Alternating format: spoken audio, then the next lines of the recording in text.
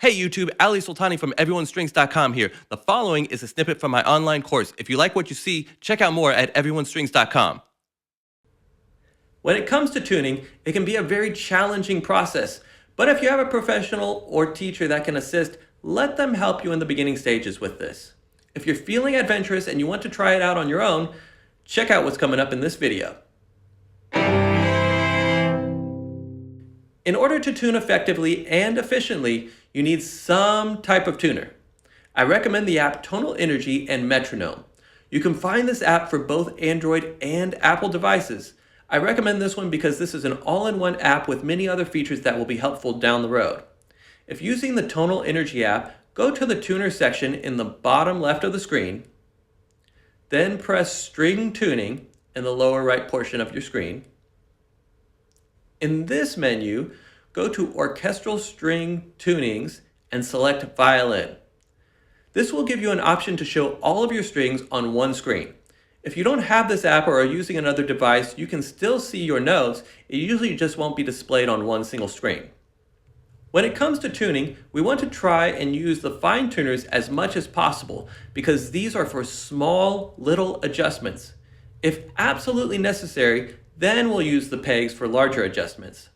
To start out, we always tune the A string and then go down lower to the D string, and then the G before coming back to the E string. This is the traditional order of tuning when in an orchestra.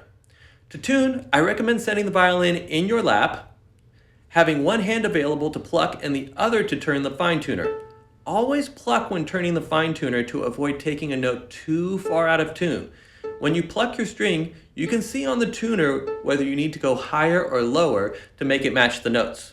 Remember, righty-tighty will make your note go higher and lefty-loosey will make your note go lower. And don't be afraid to experiment by going lower with your note.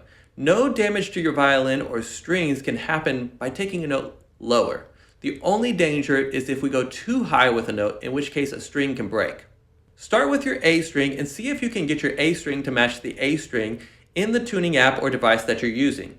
For Tonal Energy and most other apps and devices, a green line or green smiley face will indicate that your string is in tune.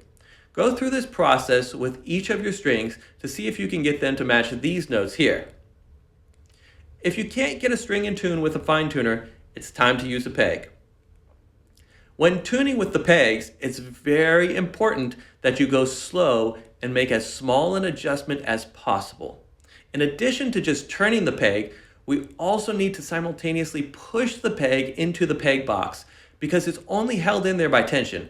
If we don't also add a little extra pressure into it, then the peg is likely to come out and slip, causing a string to go even further out of tune. So again, like with the fine tuners, I recommend starting with the violin in your lap, where you can pluck and turn the peg at the same time. Always pluck as you're turning so you know exactly where you are and you don't go too high on a string, which can lead to that string breaking. Make your first turn towards you to loosen the peg. From there, turn your fine tuner to where it's about halfway in, halfway out, so that you have plenty of room to adjust higher or lower with it later on. Then continue tuning from there. When using the pegs, it is only necessary to get the notes somewhat in tune because you can always finish tuning it with the fine tuner.